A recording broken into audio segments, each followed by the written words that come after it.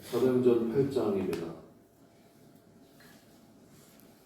8장 1절부터 25절까지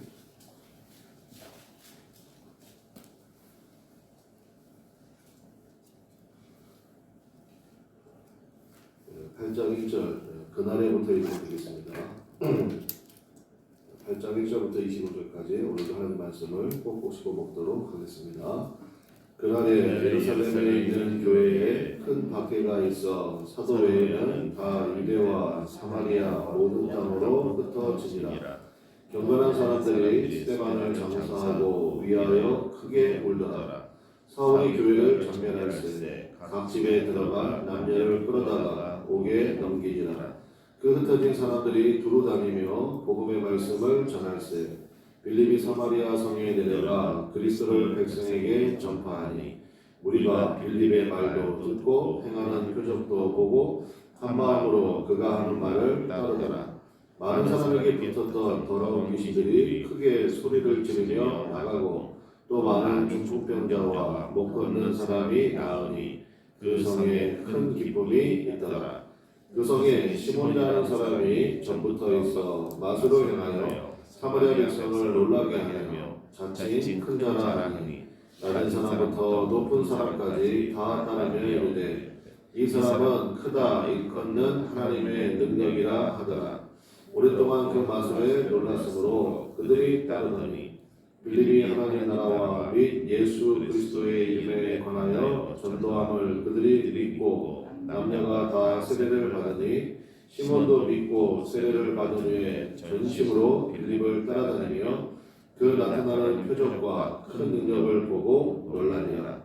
예루살렘에 있는 사도들이 사마리아도 하나님의 말씀을 받았다 함을 듣고 베드로와 요한을 보내매 그들이 내려가서 그들을 위하여 성령 받기를 기도하니 이는 아직 한 사람에게도 성령 내리신 일이 없고 오직 주 예수의 이름으로 세례가 받을 뿐이더라. 이에 두 사도가 그들에게 안수하며 성령을 받는지라. 시몬이 사도들의 안수로 성령 받은 것을 보고 돈을 들여 이르되 이 권능을 내게도 주어 누구든지 내가 안수하는 사람은 성령을 받게 하여 주소서 하니 베드로가 이르되 네가 하나님의 선물을 돈 주고 살 줄로 생각하였으니 내 은과 네가 함께 망할지어다. 하나님 앞에서 내 마음이 바르지 못하니 이 도에는 네가 관계도 없고 분깃될 것도 없느니라. 그러므로 너의 이 약함을 회개하고 주께 기도하라. 혹 마음에 품은 것을 사하여 주시리라. 내가 보니 너는 악독이 가득하며 불의의 매임바 되었도다. 시몬이 대답하여 이르되 나를 위하여 주께 기도하여 말한 것이 하나도 내게 임하지 않게 하소서 하니라. 두 사도가 주의 말씀을 증언하여 말한 후 예루살렘으로 돌아갈새 사마리아인의 여러 마을에서 복음을 전하니라. 아멘. 네, 빌립 모델도 있다. 빌립 모델도 있다라는 제목으로 하나님 말씀 증거를 하겠습니다. 7장은 우리 스데반의 순교 내용이고 8장은 우리 빌립의 전도 내용입니다.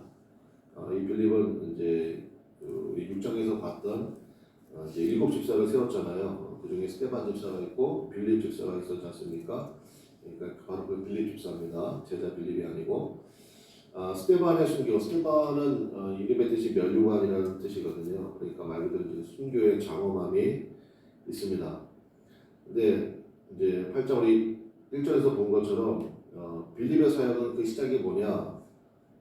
1절 한번 볼까요? 그날에 예루살렘에 있는 교회에 뭐가 있었습니까? 큰 박해가 있어 사도 외에는 다 유대와 사마리아 모든 땅으로 뭐 했습니까? 흩어졌다. 흩어졌다. 흩어졌다? 사실은 좀 도망갔다. 그게 더 맞는 것 같아요.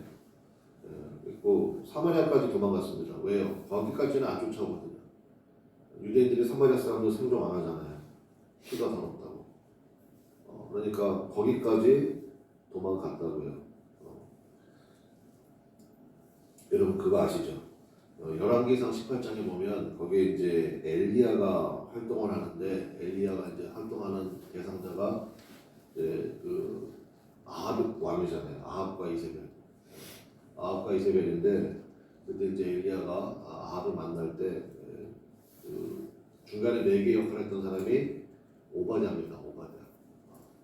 그 선지자 오바댜 말고 구약 성경에 오바댜서 있잖아요. 그 오바댜 말고 시대도 완전 다르고요.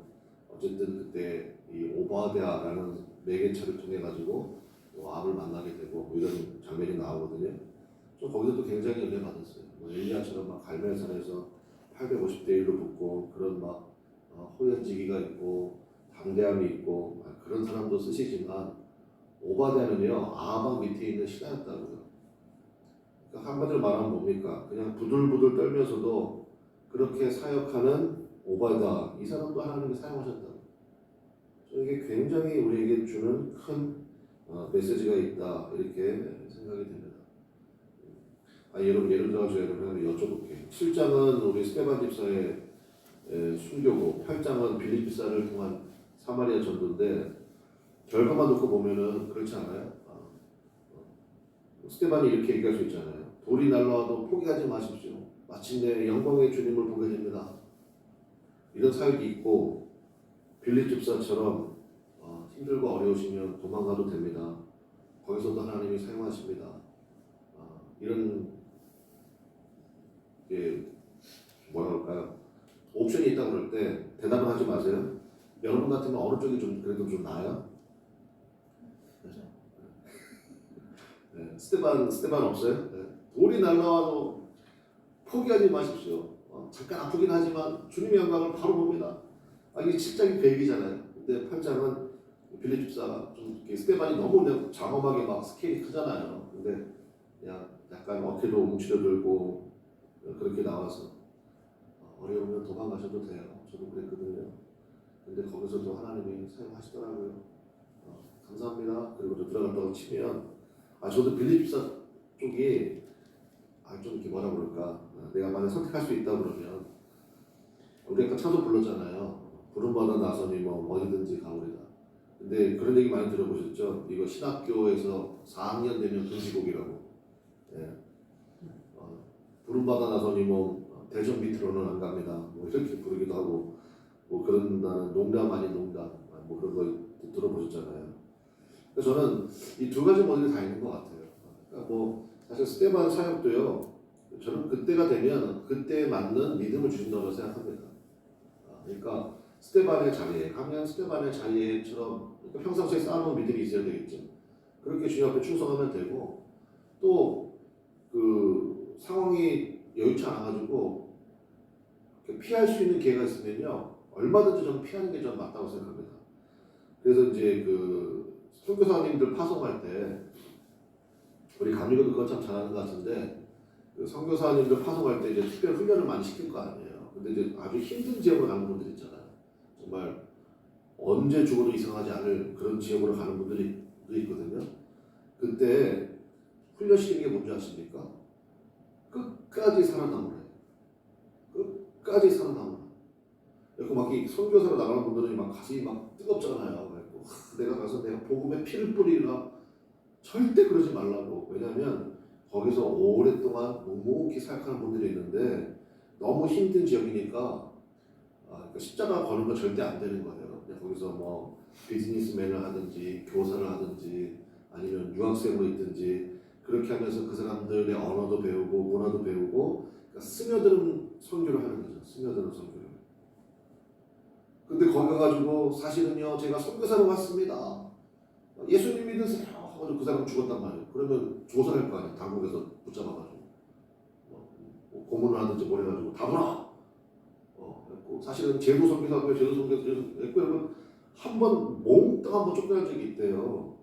그래가지고 선교사 훈련할 때 한마디로 얘기해 오늘 말씀에 따르면 스테반 모델만 있는 게 아니다. 빌립 모델도 있다. 하나님이 빌립도 귀하게 쓰시는 거 아니냐. 그러니까 할 수만 있으면 살아남으라. 끝까지 살아남으라. 그래야 당신을 통해서 하나님의 사역이 이루어진다. 저 그래서 성경이 너무너무 좋은 거예요. 그래서 7장 스테반의 이 장엄한 순교의 장면, 이 복음 증거만 있다고 칩시다. 그럼 우리 같은 사람은 기죽어서 어디 하겠어요? 근데 7장 뒤에 몇 장이 있어요? 8장이 딱 붙어 있어요. 스테반 집사님과 빌립 집사님. 사역의 열매는 빌립보서에 훨씬 더 많은데, 그러니까 뭡니까? 있는 자리에서 충성하는 게 중요하다는 거예요. 어제 설교도 제가 그런 메시지를 전하지 않습니까? 그러니까 하나님께서 나를 부르신 자리, 스테반 자리에 부르면 또 그것을 감당할 만한 믿음이 있으니까 부르신 거예요. 그렇게 하면 되고, 그러나 우리의 기본적인 자세는 뭐냐? 빌립 모델을 사실은 지향해야 된다. 그것이 우리의 삶에 하나님께서 쓰시는 귀한 열매가 된다라는 것입니다. 그래서 이게 흩어지게 하셨다고요. 주님이 흩어지게 할 때 흩어져야 되잖아요. 나는 죽어도 안 흩어질 겁니다. 나도 스테반처럼 이 자리에서 돌 맞아 죽는 한이 있더라도 또 주님께서 그 길로 인도하실 거예요. 그만한 믿음이 있으니까. 그런데 흩어지게 하시는 거. 그리고 나서 이 흩어진다는 게 사실 그 단어가 푼다는데 아시죠? 밭에 비유 아시잖아요. 씨앗을 뿌린다 하고 똑같은 단어예요. 이 단어가. 예수님이 씨앗 쫙 뿌리잖아요. 그래서 뭐 그게 옥토일 수도 있고 길가일 수도 있고 가시밭일 수도 있고. 그런데 이 씨앗이 얼마나 강력한지 사마리아 지역이 변화되기 시작한다. 이거 그 얘기 아니에요? 그래서 주님이 다 흩어버리실 때, 그때 또 그렇게 쓰임 맞는 그런 자세가 굉장히 중요하다. 그래서 빌립 모델도 있다. 이거를 기억하시기 바랍니다. 자, 그런데 이제 빌립의 사역을 좀 살펴볼까요? 먼저 2절 한번 보겠습니다. 2절을 보면 경건한 사람들이 스테반을 장사하고 위하여 그다음 뭐라고 되어 있습니까? 크게 울더라. 저는 이거 굉장히 중요한 것 같아요. 그러니까 믿음을 잘못 이해하면 감정이 없는 걸로 이해할 때가 많이 있거든요. 절대 그렇지 않습니다. 믿음이 제대로 들어간 사람은요, 기뻐하는 사람과는요 크게 기뻐할 수 있고 슬픈 일을 만났을 때는 크게 또 같이 울 수 있는 힘이 있어야 돼요. 그리고 뭐 스테반 집사 영광스럽게 총 갔으니까 울 거 뭐 있어? 총 갔어. 그러면 안 된다고요. 장례를 지내고 또 그의 삶의 흔적들을 보면서 울 때 크게 울 줄 알아야 돼요. 슬픔을 표현할 줄 알아야 된다. 라는 것. 이게 참 중요한 것 같습니다. 안 그러면요 이거 응어리 족보래요.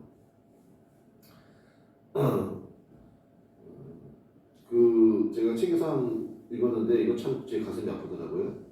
고아원 아이들 있잖아요. 고아원 아이들의 가장 큰 슬픔이 뭔지 아십니까? 어렸을 때부터 부모를 잃었다, 조시부모했다. 그게 가장 큰 슬픔이 아니라 고아원 아이들의 가장 큰 슬픔은 뭐냐면 울지를 않는데요. 왜 안 우냐? 울어봐야 위로하는 사람이 없기 때문에. 어제 너무 가슴이 아팠어. 그렇겠구나. 부모가 있는 아이들은 울면 그냥 엄마가 달려오든 아빠가 달려오든 달려오잖아. 근데 고아원 아이들은 다 울거든. 그러니까 그 원장님도 힘들 거 아니에요. 그러니까 내일 준대요 그냥. 그렇게 했죠. 그러니까 안 온대요 고아원 아이들은. 우리 기독교 작가 중에 C.S. 루이스라고 있습니다. 이 사람도 그랬어요. 8살 때 아빠는 아예 본 적도 없고 이제 엄마랑 같이 살았는데 8살 때 가장 사랑하는 엄마가 죽었어요. 그때 8살짜리가 결심합니다. 내 평생에 눈물을 못 안 울어요. 왜냐? 그 사람 글에 나와요. 울면 너무 아픈데 따뜻하게 나를 안아줄 사람이 더 이상 없기 때문에. 그래서 안 울어요. 그리고 그때부터 아주 그냥 냉소주의자가 돼. C.S. 루이스. 굉장히 똑똑한 사람이거든요. 그래서 기독교 공격을요 정말 그냥 아프게 합니다. 그러다가 환갑이 됐는데요. 환갑이 됐는데 자기보다 4살 어린 조이 데이비드 맨이라는 한 여성을 만나요. 그때 환갑이 돼가지고 사랑에 눈뜨기 시작했어요. 그 사람은 이제 그래 나오는데 내가 사랑에 빠졌다. 그 이유가 뭐냐? 눈물이 나오기 시작하는 거예요. 조이 데이비드 맨이 지금 아팠어요. 사랑하는 여인이었는데 그때 무슨 암이었나? 그리고 아팠다고. 아픈 상태에 있는데 만난 거예요. 만났는데 너무너무 사랑을 하게 된 거예요. 그때부터 C.S. 루이스가 울기 시작해요.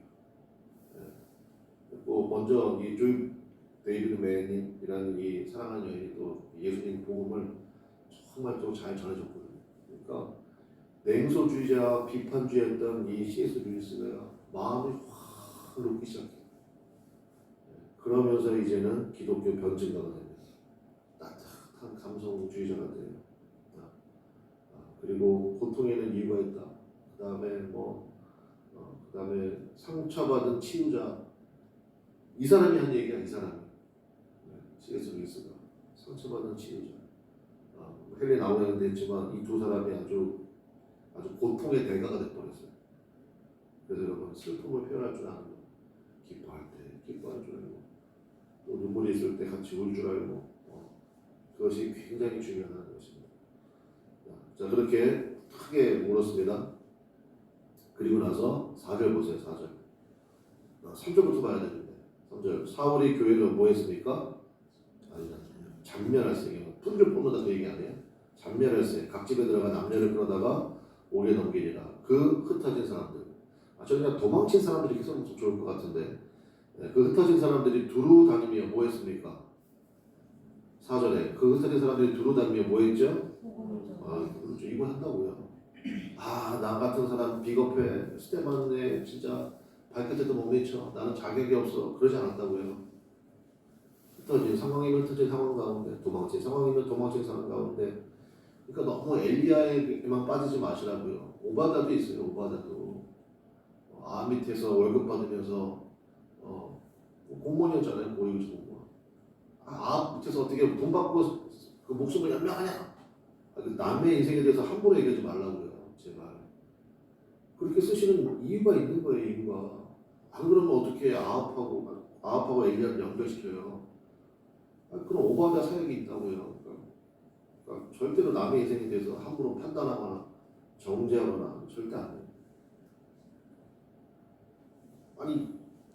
스테반을 따르는 추종자들이 빌린 너도 집사냐? 막 이러면서 너도 같이 순교해야지. 그러면 안 된다. 하나님의 뜻이 있는 건데. 그리고 이 도망친 사람들이 복음의 말씀을 두루 전했대. 새로운 국면이 시작되고 있구나. 이거 볼 수 있잖아요. 5절 보겠습니다. 5절에 빌립이 어디에 내려갔습니까? 사마리아 성 내려가 그리스도를 백성에게 전파하니. 그리고 이 사마리아 성에 하나님의 역사가 나타나기 시작하는 거예요. 6절, 7절 같이 읽어보겠습니다. 시작. 무리가 빌립의 말도 듣고 행하는 표적도 보고 한 마음으로 그가 하는 말을 따르더라. 많은 사람에게 붙었던 더러운 귀신들이 크게 소리를 지르며 나가고 또 많은 중풍병자와 못 걷는 사람이 나오니 그 성에 뭐가 있습니까? 큰 기쁨. 아까 1절에 큰 박해 있었잖아요. 큰 박해가 큰 애곡이 있었는데 이제는 뭐가 됐어요? 큰 기쁨. 우리 그거 볼 수 있어야 돼요. 큰 박해가 있었고 그 박해 가운데 흩어지고 큰 눈물도 있었지만 결국은 계속해서 사역하니까 큰 기쁨의 열매를 맺게 되었다. 그리고 나서 이제 9절부터 이어지는 말씀은 뭡니까? 이제 이 사마리아가 변화되기 시작했는데 그 14절 한번 볼까요? 14절. 예루살렘에 있는 사도들은 도망 안 갔네. 사도들은 그나마 좀 그렇죠? 사도들 도망간 좀 그렇지. 예루살렘에 있는 사도들이 사마리아로 하나님의 말씀을 받았다함을 듣고 누구를 보냈습니까? 베드로와 요한을 보내매 가서 조사해봐라. 이게 어떻게 된 일이냐? 사마리아에도 복음이 전해졌다고? 사마리아에도 큰 역사가 있었다고? 그래서 파견을 한 거예요. 베드로와 요한을. 파견했더니 16절 보겠습니다. 이는 아직 한 사람에게도 뭐 내리신 일이 없고 성령 내리신 일이 없고 오직 주 예수의 이름으로 뭐만 받아요? 세례만 받아요. 근데 이게 참 희한한 게 뭐냐면 그전까지는요 하나님의 말씀이 증거된과 동시에 성령이 임하는 경우가 굉장히 많았다고요. 근데 사마리아 성은 그렇지 않은 거예요. 분명히 하나님 말씀 받고 세례, 그 당시에 세례는 목숨 거는 거거든요. 세례도 받고 그랬는데 성령은 임하시지 않았다고요. 근데 17절 보겠습니다. 이에 두 사도가 그들에게 안수함에 뭐를 받습니까? 성령을 받는지라. 저 이거 굉장히 중요한 성령의 섭리 같습니다. 하나님의 운행하심이 있는 거죠. 그 얘기는 뭡니까?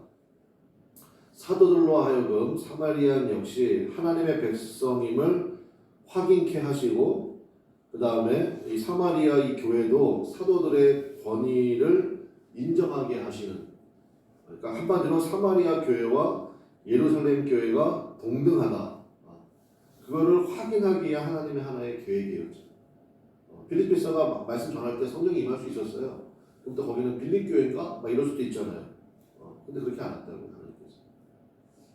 말씀은 다 준비는 다 된 거죠. 준비는 다 된 상황에서 베드로와 요한 사도의 권위를 가지고 있는 두 사도가 와서 그 준비가 이미 다 된 분들이잖아요. 그들에게 안수함에 뭐 즉각 성령이 임하는 그래서 사마리아에도 하나님의 역사가 나타나기 시작하는 거야. 예루살렘 교회나 사마리아 교회나 베드로와 요한이 이제 여기서 사역하고 돌아갔을 거 아니에요. 다시 예루살렘 교회 돌아가가지고 무슨 얘기했겠어요? 빌립 집사를 통하여서 사마리아 지역에 엄청난 우리와 똑같은 그러한 역사가 일어나고 있습니다. 그래서 사마리아 지역까지. 그래서 그러니까 예수님께서 말씀하신 것처럼 온 유대와 예루살렘과 온 유대와 사마리아 그 다음은 뭐겠어요? 땅끝으로 가겠죠.